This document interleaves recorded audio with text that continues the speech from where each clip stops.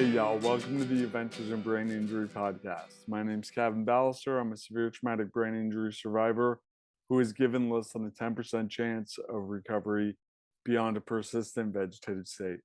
If you get a chance, leave me a review on iTunes. You can go to feedabrain.com/iTunes or on Spotify or on Google Play or whatever. I lost all of my reviews, so that would be super helpful. Anyways, let's get to the podcast. Here's Steve. Steve Wright, what's up, man? Welcome to the Adventures in Brain Injury podcast. It's so good to see you. We've known each other for years because we have similar ways of doing things as far as like being faced with a debilitating condition of sorts and figuring it out and empowering ourselves. And I have so much appreciation for you, Steve, for how you're affecting the world and really helping others to take control of their health. So yeah, why don't you, like, what got you into this? Why don't you tell your story a little bit? Yeah, thanks, man. Well, it's an honor to be here. It's great to connect again. What you guys don't know is Kevin and I worked together way back in the day, and then we were friends prior to that, or at least talking on the internet um, prior to that. So back then, I was running a company called SCD Lifestyle with my good buddy Jordan. We started this because there was a diet. It was kind of like paleo minus a lot of other things. You have to cook your food at home. It was called the specific carbohydrate diet.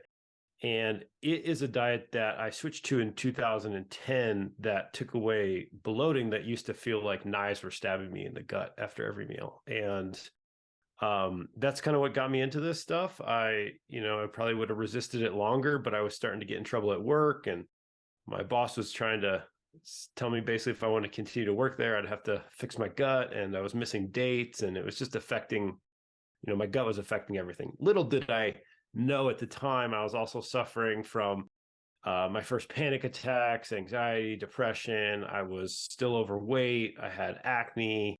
I now, after going through functional medicine and being on this journey for like 14 years or so, I know that there was quite a bit more going on at the time, and it wasn't just nutrition that got me to where I am today. It was a combination of all types of functional medicine, integrative medicine, trauma healing, emotional work. So the whole gamut, and that's just kind of who I am. I'm a little weird, kind of like Kevin. We just can't stop digging when we get an idea, and so that's led me to spend hundreds of thousands of dollars, somewhat responsibly, somewhat irresponsibly, just trying to track down things that work for myself, make me feel stronger, healthier, sexier, and then trying to share those things with the world.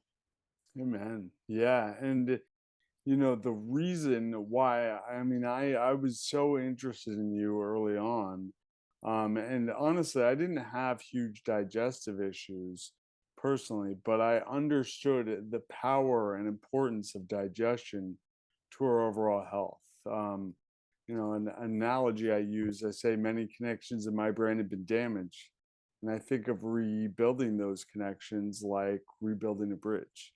And to build a bridge, you need supplies and you need skilled workers.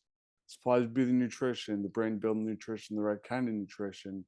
Skilled workers would be the therapy, the targeted therapy, the right kind of therapy.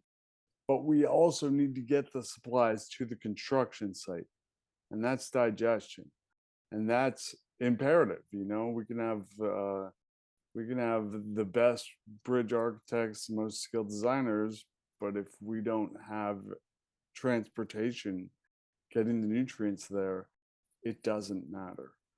And this is part of I recognize the gut brain axis, and that's what I'm talking about here. Is like how the gut and the brain are interrelated. And Steve, I know you could talk on that for a bit.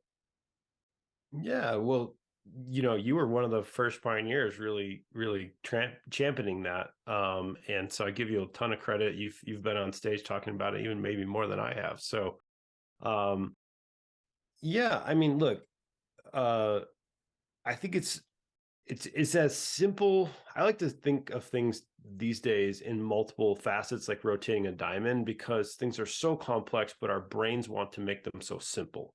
So the simplest way to look at this is whatever's happening in your brain. If you identify as having a brain injury or a brain issue of some type, that is also going on in your gut, whether or not you feel it or identify with it, and vice versa. If you have a gut issue, chances are it's going on in your brain. And the statistics show that, for instance, like I think it's 40-ish%, somewhere between 40 to 50% of people have, and this is pre-pandemic data, so of course it's probably higher now just due to the way the world is, have anxiety disorders if they have gut issues, and people are in the 70 to 80 percentile who have depressive episodes if they have gut related issues. And so we intuitively know, like when you have fear, if you feel fear in your body, you feel it in your gut, you feel love in your gut, you feel all these emotions that are really related to the brain.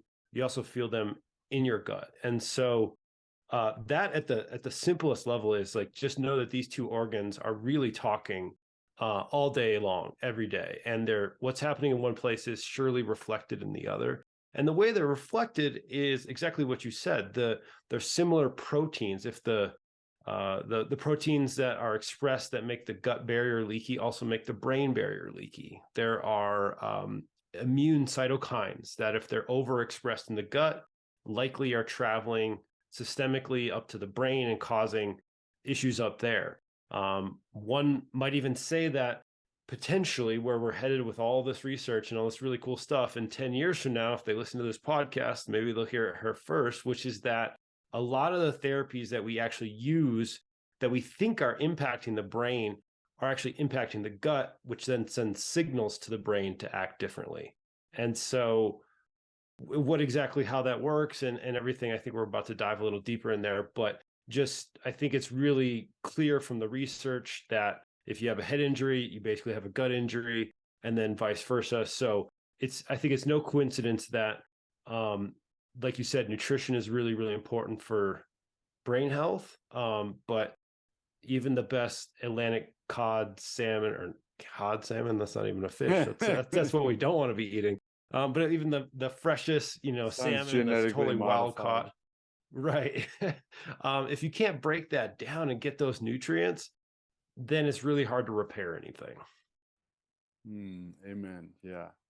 And that's also there's stuff about electrolyte absorption and other things that can be affected from leaky gut, which is pretty common with brain. I mean, it's probably almost a certainty. I mean, you damage your brain, you got a damaged blood-brain barrier. That's kind of what happens. And if you have a damaged blood-brain barrier, you probably have a damaged gut barrier as well.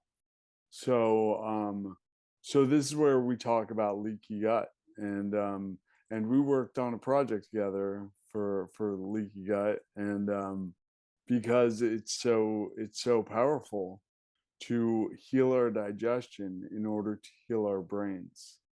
Um, I believe it's like 60% of the signals from the bidirectionality of the gut and the brain, 60% go from the gut to the brain. Additionally, um, the same the neuronal network that's in your gut is comparable to the amount of neurons in your spine. It's almost I realized this and how important it's called the enteric nervous system in the literature. And the enteric nervous system, I feel like, should probably be part of the central nervous system because they're so interrelated. Yeah, yeah, they're deeply related, and I think that's why things are so interconnected. Where um, if you so I have history of like 7 serious concussions, and I never had like long-term concussion related symptoms, but I have no doubt that it was part of my matrix of issues. And so I'm definitely fascinated by brain injuries and what can happen here. And I think one of the things that's really tough, it appears, for people with brain injuries is like sometimes you can't even work on the brain. It's like not even stable enough, or it's not even there's not enough tolerance in the human system to be able to even focus on the injured part. And so I think the beauty of talking about the gut brain axis is that we could work on something that directly influences the brain and can bring it stability through the enteric nervous system, through the vagal connection, and just through reducing any extra inflammatory cytokines that are circulating, through healing, just getting better nutrients from extraction from food. And so I think that's the beauty. And I guess the message that I want to share today is like, look, even if you're in bed listening to this and things are really dire, I'm really sorry. And maybe if you've been trying all these brain specific things, maybe give that a rest and focus on the gut and see if you can gain a couple levels in the gut, which should unlock other things later on in the brain. And I think that's sort of the message of hope. And the best thing is that there's tools out there. I've been working with them, you've been working with them for over a decade now, and failed a lot of things, but I think we're getting a pretty good like understanding of what does work and what doesn't work, to bring about some change. Yeah, man. And what like the fact is your body has a limited pool of resources to allocate towards healing. And your body's brilliant, the human organism's brilliant in allocating those resources towards vital functions first off. So if you have some like frontal lobe problems, but you also have an infection in your pericardium that could kill you, your body's focused on your pericardium, not your brain, you know? And same with your digestion. If your digestion is impaired, like it's not really first of all, you're not even getting the nutrients you need to your brain. So that's the first. I mean, I think of it this way. Our body interacts with the outside world through a couple different avenues, our skin, of course, the oxygen we breathe, and the food we eat and drink are are some of the main ways. And then for women, intravaginally as well. But that's where stuff from the outside comes into our organism. And we have so much control over what we swallow, what we put into our mouth. And this is where, when it comes to empowerment, digestive empowerment, and taking care of our digestion is one of the most accessible ways we can do so. And thinking about your story, Stephen, it's like you were in this place and your boss was like, figure it out or find another job, right? And so you put on your engineering cap, and Steve's background is engineering, and he kind of reverse engineered how he could heal himself. And so why don't you talk about how that went and what you found, some of what you found through that? Yeah, so I think I'm not sure exactly what I was studying. It actually might have even been like business related stuff or financial related stuff, but I think it was Jim Rohn, who's like one of the guys that everybody steals his work. He was just a powerhouse in self-development, said like success, or maybe it was Zig Ziglar. I don't know. It was like one of these old school guys who kind of like was some of the best of the best. And they always say success leaves clues. And so the approach that I took was like follow people who struggled or had the same issues I had, and then got rid of those things and now have the quote unquote success that I want. So in this case, someone who had a bunch of bloating and now can eat a much bigger diet or have a normal life, or doesn't have that kind of bloating. And so I would seek out those people, many of those people, not just one but multiple people, and then just interview them, pay them, work for free, do whatever I could do to try to understand how they did it, how they, is it replicatable, or was it just a one-off thing that was really unique to them. And so I think where I've come and is that the gut industry has made leaps and bounds over the last 14 years. Like it's, when I started this, it was a really wild west, and there was not a lot of info on the internet. And that's part of what I've dedicated a big portion of my life to. And you have too, Kevin, is to just put information out on the internet for people who are looking for this stuff. But I've seen thousands and thousands of people now trying different things at different phases. Like for instance, salicylates are this type of compound, mostly in vegetables and as well as in fruit. And they're part of the polyphenol group. And if you look at polyphenols in the brain, you'll just see tons and tons of literature showing how good they are. If you look at polyphenols in the gut, you'll see tons and tons of literature about how good they are. But back in like 2011, there was all these people with salicylate intolerance, and it was like this big kind of fad for a while that you should avoid all salicylates, which is essentially impossible. It's one of the hardest things to do.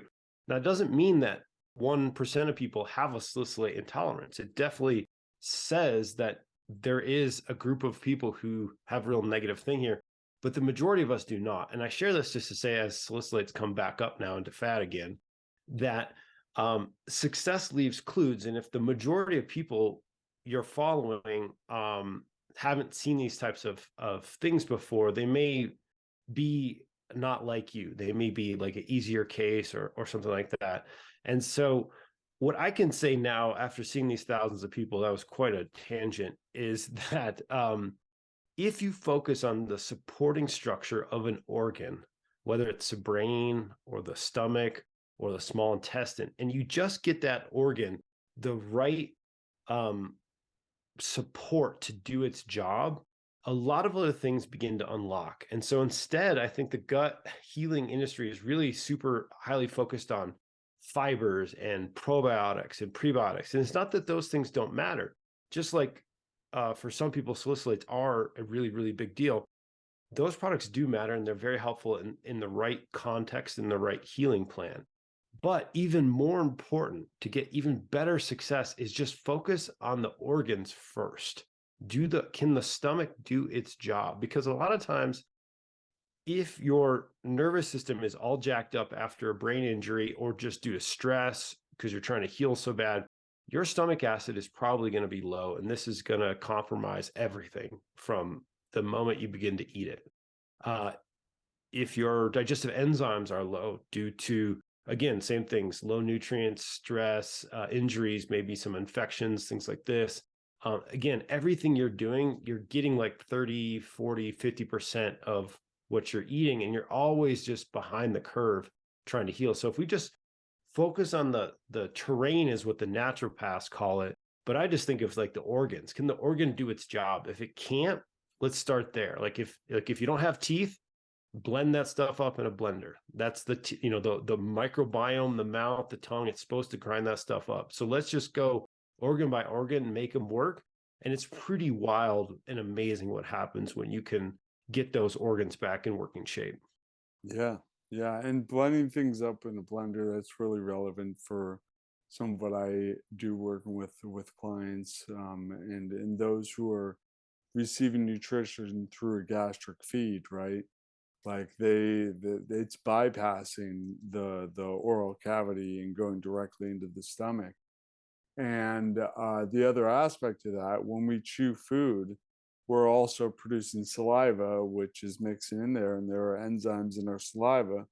So I always add in a digestive enzyme, and especially amylase with that bolus of food. So speaking of enzymes, you know, I know you have a lot of experience with different kinds of enzymes. And what has your experience been with enzymes? Well, again, I tend to go down rabbit holes, and I tend to try to find the best of the best and try not to compromise. I'm just a little, it's superpower kryptonite there for me. And um, back in the day, for my own bloating, so I got very well, and I was in a really solid place. And then my life got turned upside down. My girlfriend at the time was diagnosed. She's now my wife, and she's now just fine. But she was diagnosed with breast cancer. My other business was falling apart. I had just signed paperwork on a new house. Her mom had stage 4 cancer. It was like everything came back at me, and this was like in 2018 or so, 2019. I guess it would have been 2019. And so all that stress came back and just destroyed my digestion. And I guess that's just to say that, like, look, I have just as many supplements as I have books behind me. And if you can't see this because you're listening to it, I have quite a bit of books. And so I had the availability of a lot of things and a lot of people, and I couldn't necessarily figure it out. And so I was trying like 4, of this brand and 4 of this brand, and I was kind of getting results. And it reminded me like, oh, this is exactly what happened when I had a practice, 3 years ago, is that I couldn't ever really get repeatable results. And as an engineer, that's like the bane of my existence. I got to get repeatable results with people. And so what I learned was that when you create enzymes in a lab, they're literally called an apo enzyme, APO meaning without. And the without is a mineral cofactor. And if you extract that enzyme from a cow or a pig or a human, and so you have pancreatin on the back of your enzyme bottle, that's an extract from an animal. And that envelope is called a whole enzyme, WHOLE. And it has the mineral cofactor with the enzyme. And the enzymes need a pH window, and they need a mineral. And the mineral gives them electrons and turns them on. The pH window is kind of like a window in time that says, all right, go do your thing, go mix it up in there. And so without those two things, that's kind of how the body doesn't destroy itself, right? Because the pancreas is making all these powerful proteases and lipases and amylases. And if it didn't have a way to control the pH, it could eat us, potentially from the inside out, I guess, if you were to look at it that way. And so if you get the right pH and you get the electron and you get the enzyme, you can make magic happen in the gut. The problem is that our pH could be off due to our environment, our stomach acid, things like this, and our mineral cofactors could be off due to not having the nutrient in the food, right? Because like basically the food has to contain magnesium or calcium or zinc in order for it to be liberated, in order for it to donate an electron to a lab-grown enzyme that was not prepackaged by the body. And so this sort of explains the inconsistencies one might see if you buy even a very expensive enzyme off the shelf and you don't notice any benefit. And then the other thing that I found through a deep dive into cancer and psychiatry and all kinds of other fields is that the dosages that we've been using in gut health and autoimmune related stuff are sometimes like minuscule compared to what you would use if your life was on the line and you had no other options. And so there is a school of cancer training, and they do some really good work. I'm not saying it works for everybody because it doesn't, but it's the Nicholas Gonzalez lineage, and they use up to 160 enzyme capsules without food per day. And so we as like digestive people were like giving 2 per meal or something, and like that ratio is crazy, right? And so the point being is, what I've learned is that regardless of whether you try the holozyme that I've created, you try Cavin's enzyme, you try anybody else's enzymes, the pH in your body, the minerals in your body could be so different. You might need 8 capsules of a certain brand per meal. And the safety profile is such that you could take even more than that. And as long as you don't have an active ulcer, you won't probably have any pain. You'll probably be just fine. Now, don't go from 2 to 8, build your way up there. But the point being is that I think enzymes are being chronically underdosed. And I think we're starting to fail to grasp the need to build products that tolerate a a body that's healing, like you said, who may not have the optimal pH or the optimal minerals to work. Yeah, yeah, absolutely.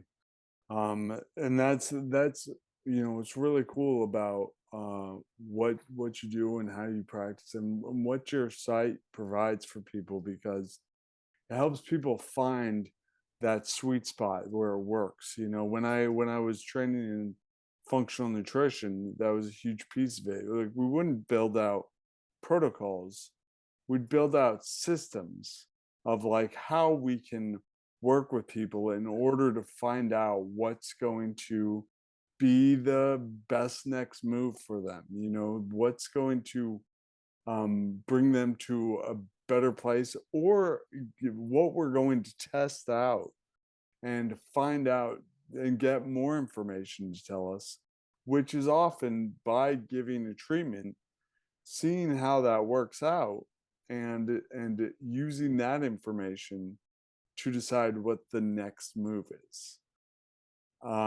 So yeah, man. So yeah, you created Holozyme, which is unlike other enzymes in that it has the mineral cofactors. It's a whole enzyme. And yeah, and I haven't seen this. And this the other thing about what you guys do is you offer a money back guarantee of some sort with it, right? So it's like you know, I y- you're so I often say, like, you'll be happy you tried it, even if it doesn't work, because then you'll know it doesn't work and you won't lose anything, right? And so I really appreciate that you do that. Um, yeah, what else can you say about that? Yeah, well, I mean, I think um, number one is that the world has 1,000, tens of thousands, probably supplement companies. And as somebody who loves them and has been taking supplements since I was 13, trying to grow muscle and not get picked on at school, I have a graveyard of products that I had hopes and dreams, and I paid money to try them. Right, I read about them. I had hopes and dreams that they would fulfill whatever it told me it was going to do, whether it was gain muscle or help my digestion or help my brain, help my eyes. And a lot of them ended up in the graveyard, the supplement graveyard, which is, I think where these products go to die, where you just don't want to throw them away yet because you're like, man, I spent $50 on that, or I spent $80 on that, or I thought that compound, the research said it would work, and it doesn't. And so when we pivoted the company to healthy gut from SCD lifestyle and started to focus on trying to create the best products in the world in certain classes of products, it just was like, it's just me. It's the truth is that you can have the best product in the world, but if you get the dosage wrong for your body, then it's going to end up in the supplement graveyard. And that's not the company's fault per se, but I think it kind of is. And so what I want to do at Healthy Gut is provide the opportunity for the other 50%. Because if we look at statistical curves, if we look at a bell curve, we know that 34 to 36% of people will have a differential reaction to any one compound. They will either be a hyper responder or a hypo responder, meaning that there's a large percentage of folks, if you give them one pill, even though that's what the back of the bottle says, even though that's what the study says, they might not see any benefit, or they might see too much benefit. And so the point is that if you get in this far, you're listening to this podcast right now, you have a higher likelihood of being a hyper or hypo responder, because if you were more average, you wouldn't probably have gone this deep down the rabbit hole of trying to heal your brain and heal your gut. So there's selection bias for you to likely be already a hypo or hyper responder, and anybody can be different ones. And the only way to know is to do what Kevin said, which is to pick a product that you believe is world-class or that you believe in for what's going on, and then play with the dosage. And so we offer 60 days. We offer we have health coaches on, like 4 of them on the team. Give us a call, send us an email, interact with us in our Facebook group, because we know that sometimes a 250-pound man can have a mind-blowing breakthrough with one holozyme per meal, just one pill. And we know, and we have plenty of case studies showing 100-pound women who need 6 per meal before they see a mind-blowing breakthrough. And so 50% of anything is just picking the right product that's built properly, but the other 50% is that experimentation and that guidance, trying to find out what's right for your body right now. And so that's part of the message I want to get out there about healthy gut, or any product from any other, doctor grade or really high end nutraceutical product, is to be willing to play with it, talk to the company, try to figure out how you can use it for your situation. That's awesome. Yeah. Yeah, I love it, man. Um, Totally appreciate that. And also, so this is the Holozyme. It's really a powerful product. Um, you have it set up so if you go to feedabrain.com/gut, it'll take you to Steve's site, and it'll automatically put in the coupon code where you get $15 off and free shipping. So that's pretty awesome. Super appreciate that.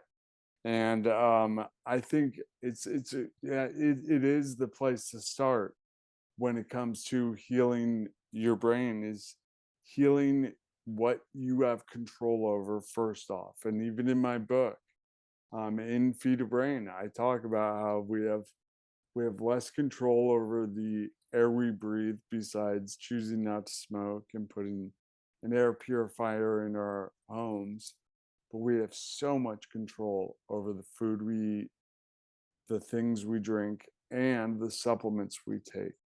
Um, I want to touch on some other things, but why don't we save it Yeah. for another interview? I definitely want to talk about um, hydrochloric acid and pH and more of that. So we would love to have you back on at some point. But yeah, Steve. So and I man, congratulations getting married. That's fantastic, man. It's Thanks, man. so good to see your smile. Like man, we've known each other for quite some time, and just it's really cool to see. I don't think we talked for several years during the pandemic and whatnot, and it sounds like you were having a rough spot. Um, and uh, and knowing you probably dropped into some shamanic work and some trauma healing, and really like dove in and found some really powerful things. And I can relate with that as well. And super happy for you. You look great, and just appreciate you. And to all the listeners, I know they appreciate this information and what you're doing to support people as well. I really love that you have health coaches on staff that help people find the right dosages. Thanks, man. Thanks for having me. I'd love to be back. And yeah, hopefully, even if gut is not like someone's issue, or they have a digestive enzyme that's working, hopefully the principles around dosing and statistics and things like, whether it's curcumin, fish oil, vitamin D, K2, melatonin, I don't care what the compound is, that lesson is true and needs to be something you focus on with your practitioner. Work with Kevin; he's very experienced with these types of things, because it's mind blowing when you can get that right dosage. And sometimes 500 milligrams is right, but sometimes 1,000 is right. And so yeah, thanks, man. It's been a great journey. It's great to see you again. You're looking great, and looking forward to next time. All right, yeah. Thank you so much, Steve. Till next time. So there it is, Steve Wright. He's awesome. That was so cool. Really appreciate that guy. And he has like a handful of products that are the best of the best. They're like what work, because he's an engineer and he wants to have things that are repeatable results and whatnot. You can learn more about him, feedabrain.com/gut. That will take you to his website and give you 15% or $15 off plus free shipping. And or use feedabrain.com, or sorry, feedabrain as the coupon code when you check out. Yeah. Thank you guys. If you get a chance, leave me a review on iTunes, feedabrain.com/iTunes, and all that stuff. Have an awesome day, and we'll see you next time. Someone take me to a doctor.